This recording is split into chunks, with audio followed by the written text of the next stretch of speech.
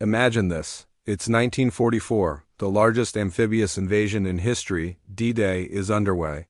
Thousands of tanks, trucks, and jeeps are hitting the beaches of Normandy. But what do all these machines need more than anything else? Fuel, a constant, massive, and reliable supply of it. How on earth do you get millions of gallons of gasoline across the hostile English Channel, right under the enemy's nose? The answer is one of the most audacious and brilliant engineering feats of World War II, Operation PLUTO, which stands for Pipelines Under the Ocean. Forget vulnerable tanker ships that could be sunk by U-boats or aircraft. The Allies needed something secret, something unstoppable. They decided to lay their own private fuel pipelines on the seabed, all the way from England to France. This wasn't some simple garden hose. The project was monumental. They had to invent entirely new types of pipes. One design, called Hamel, was like a giant, flexible steel hose 3 inches in diameter. The other, WWII, was a revolutionary lead alloy pipe, similar in construction to an undersea telegraph cable, but designed to carry fuel at immense pressure. To lay these pipelines, they needed specialized ships. They converted merchant ships into massive floating cable drums, some so large they were nicknamed HMS Conundrum because of the puzzle of how to steer them.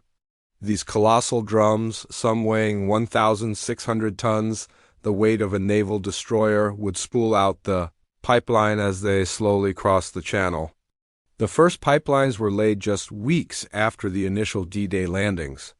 They ran from the Isle of Wight to Cherbourg, a distance of over 70 miles. It was a painstaking and dangerous process. Divers had to connect the final lengths of pipe in secrecy, often while the battle for the port was still raging nearby. They had to deal with tides, currents, and the constant threat of enemy patrols. Once the port of Cherbourg was secured and the system was running, the impact was immediate.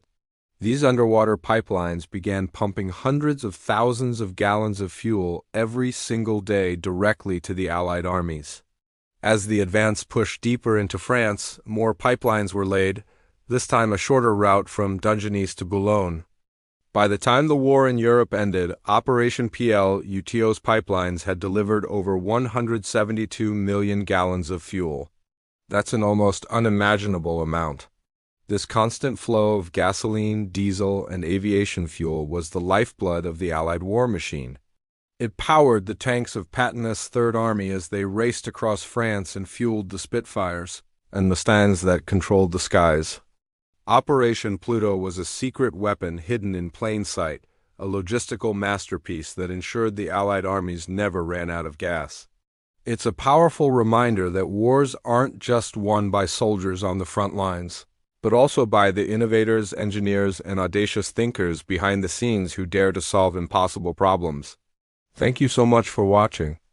If you found this piece of hidden history as fascinating as I do, please hit that like button, subscribe to the channel, and ring the bell so you don't miss our next story. See you in the next video.